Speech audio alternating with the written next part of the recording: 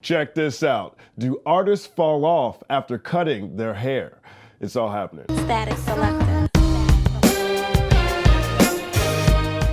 Ludacris is one of my all-time favorite rappers and one of the first rappers from the South to garner respect from notoriously critical East Coast listeners. From 2000 to 2004, he's one of the most decorated MCs in hip-hop. Sincerely, his stats are hyper impressive. 2 #1 albums, each of his first 4 albums went multi-platinum, which means even more since his career basically started in the Napster era, ushering in a period of rampant digital piracy.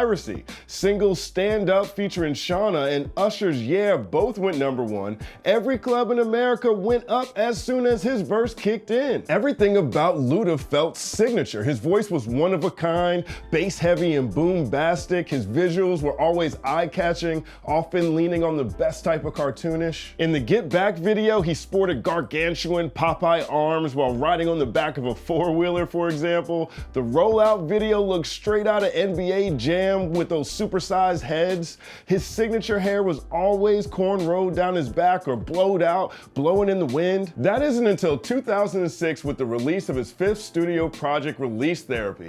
That album marked a turning point in Ludacris's career, and to coincide with his new ventures, he decided to let the fro go. Here's what he told All Hip Hop back in 2006. Release Therapy marks a new phase in my life. I'm very excited to move forward and to try new things. Life is all about change, and this album will hopefully reflect some of my growth as an artist and a person. With that said, it only makes sense that I shake things up and try something different. Who knows what I'll come up with next? By no means was Release Therapy a failure. On the contrary, the project debuted at #1, his 3rd in a row. Moneymaker featuring Pharrell would also top the charts, his 3rd single to do so. Second single, Runaway, is the first emotional Ludacris song to break big, peaking at #2. Release Therapy would also take home Best Rap Album at the 49th Grammy Awards, making Luda the last act from Atlanta to receive such honors, which is wild crazy to think about. I guess trap music's trapped in a trap. But while Release Therapy would go on to sell 1.3 million units, that's actually the lowest total of his career up until that point. It's the first major Luda release not to go multi-platinum, and is still the lowest reviewed album of his career, sitting at a 60 on Metacritic. Call the sales decline a product of a depressed music environment, call the weak reception a product of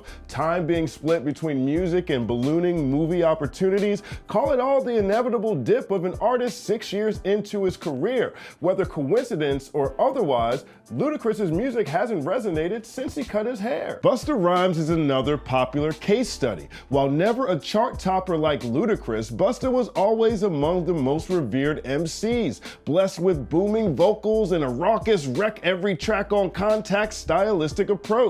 Each of Busta's first 6 solo albums went platinum worldwide, with When Disaster Strikes, Extinction Level Event, and Genesis representing the best of his catalog. All are absolute must-listens. All featured various versions of Busta's signature dreadlocks, wow, like a dungeon dragon. Look at that, glorious. Then in 2006, Busta Rhymes signed to Dr. Dre's Aftermath Entertainment and released the album The Big Bang. This was a big moment in hip-hop. Everyone wanted to hear what one of the most storied MCs sounded like over beats by Dre. By all accounts, this team-up was an event, and to commemorate, Busta decided it was time to let the locks go, documenting the transition as part of the official marketing campaign. Back to the basics. I started growing these shits in December '89. I was fucking 17, man.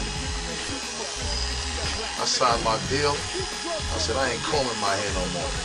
I don't have to. The irony is that Busta went with a Caesar the same year as Ludacris and critically and commercially received the same results. The album still went #1 but failed to go platinum, and also received the lowest reviews of his career at that point, notching a 64 on Metacritic. His next album, Back on My BS, fared even worse. Call the sales decline a product of a depressed music climate, call it all the inevitable dip of an artist 10 years into his career. Whether coincidence coincidence or otherwise, Busta Rhymes' music ain't been the same since he cut his hair. TPain documented chopping his hair off right after crossing the height of his success. He told DJ Vlad that he did so because he had a dream that his deceased uncle, who was one of the most important people in his life, told him in a dream that in order for him to get back to being on top of the world, he needed to get rid of the one thing most important to him, his dreads. In 2013, he released a mini-doc called Know Thyself, capturing the process. The film was in promotion of his album Stoicville, The Phoenix, which was scheduled for release that same year. It's tough to find information on Stoicville, The Phoenix, but according to Genius, the project was canceled with over 100 sessions and tracks recorded in the span of 5 years. Reportedly, the project was rejuvenated in 2017 under the name Oblivion, with no prior release singles. Rumors also surfaced that same year that TPain actually saved his dreads and weaved them back in around the time Oblivion was released. Here he is battling Lonzo Ball on Drop the Mic in 2019. Whole head super locked up. Call it life interceding on art, call it a self-imposed exile while he relearned to let the awesome out, call it his era coming back to him, call it coincidence or otherwise, but TPain's been back releasing music, back hyper visible since he dreaded back up. I've easily conducted over 1,000 interviews in my career, and one of the most surprising trends was the number of times artists brought up the importance of hair on their own unprompted. Ninth Wonder told me he tells the whole Jamla squad, Questlove's afro is important. Erykah Badu's hair wrap is important. Like, these things are important that people to recognize with. StatQuote gave me the most visceral example of how his hair choices highlighted the divergence of his career and Eminem's. I can remember I had long ass hair when Jermaine Dupri signed me. I cut my hair off and Jermaine was like, yo, why did you cut your hair? I said, I'll cut my hair if I want to. But at the time, I'm just thinking, fuck it, I'll cut my hair. But I should have kept my hair because the hair is more interesting. The shit you do with your hair is like an image thing. For instance, when Eminem came in, he had brown hair. They finished the album, he went home, and Dre said he had blonde hair the next time he saw him. Dre was like, he's out of here, we're done.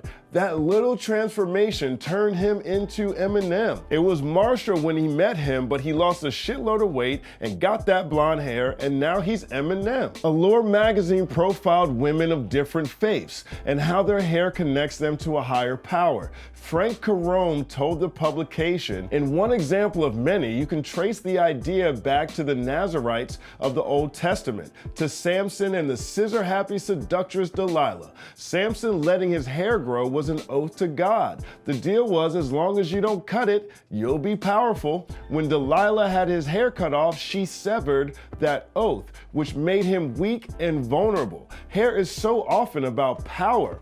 Of course, not everyone's God is the same, and spirituality is a broad spectrum.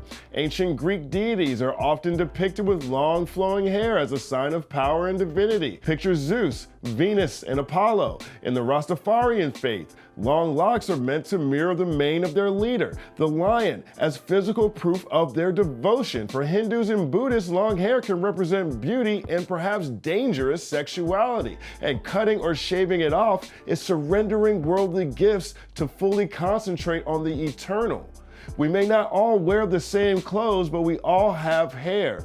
Uncut hair can suggest an embodied immersion into nature, which is often so intertwined with the concepts of spirituality. The inverse to this theory is interesting as well. For every Ludacris or Busta Rhymes or TPain, there's a J. Cole or Childish Gambino who seems to get stronger as their hair gets longer. Kanye West never grew his hair super crazy, but he's always doing something super crazy to his hair or his eyeballs. My brother Murs, he's gone from fades to dreads over the course of his career multiple times. Here's what he told me. It was always in the plans to grow my hair back. This will be the third time I've dreaded my hair. The first time was inspired by Big Daddy Kane. The second time was inspired by my homie Hennock from Inglewood. This time from a guy named Malik I looked up to in high school. These are the ones I've envisioned myself keeping for the rest of my life. Wherever this journey took me, I knew I'd end up here since 1994. Are they antennas? Do they give me strength? I don't know. It just feels right. always has. When I look back and I see myself with a fade, it just doesn't seem right. The point is this, my barber went rogue a couple weeks ago. I had 3 random dreads just dangling a little longer than the rest of my uniqueness, and I asked him to trim those down. My back was to the mirror and the chair sat in between 2 mirrors on the other side of the shop, so I couldn't see what he was doing. When he turned me around, he goes, "There you go, now you got an afro." What? I didn't ask for no afro. As my career progressed, it coincided with my pursuit of nappiness, so I've always felt an indelible connection between the two. The worst part was feeling robbed of the choice to make a change. But then my mind immediately moved to all the mavens who crafted something extraordinary without wild hair. The Jay-Z's, the Tupacs, for example. Maybe simply tossing on a Yankee fitted or a bandana harnesses the same connection to originality. Maybe you can toss on an Arby's hat like Pharrell or a mask like Doom and still move mountains. Is it really the hair that's most important, or is it most important not to be stuck in the middle? I don't have the answer to these questions. Status selected. Another week, another TBD. Thank you guys for rocking with us. We appreciate it. Up first, AFH TV. If you haven't subscribed to AFH TV just yet, punch yourself in the face. You catch this show 2 days early every week on AFH TV. We also have a number of licensed content from some of your favorite content creators. Make sure you check us out. Links in the description. This list is actually rather long when it comes to the hair thing. Omarion, he documented his hair getting cut off. He ain't been the same since. Lauryn Hill, when she cut her dreads off, then we found out she was stealing songs. Dr. Dre just grew out a gray beard. Maybe that means something good. And Jay-Z's growing his hair out too. Does that mean he gets to teleport by the end of December? Also, Tekashi 6ix9ine, if he doesn't have rainbow hair, is he just another face-tatted rapper? Do we even care at all? I don't have the answers to these questions, but this was a personal experience that happened to me, so I felt like I would talk about it. What do you guys think about all of this? Is there more to hair than meets the eye? I think the religious connection is old enough for there to be those beliefs even outside of the world of music or entertainment. But what do you guys think? Let me know in the comments section. Make sure you like and subscribe to this channel. We're active, we're awesome. I got 2 new episodes of the All Out Show dropping on the channel right now. So by the time you see these, they will be up on the channel. And also The Drip. If you guys have new artists that you're big fans of, send them to me. We'll put them on the show. My name is Justin Hunt once again.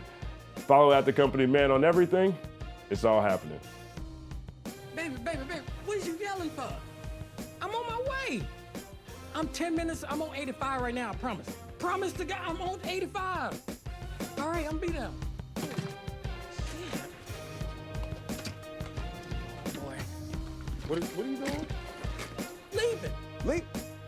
Man, baby, you can't leave me here with half a haircut, man. Look at this shit, man. Come on.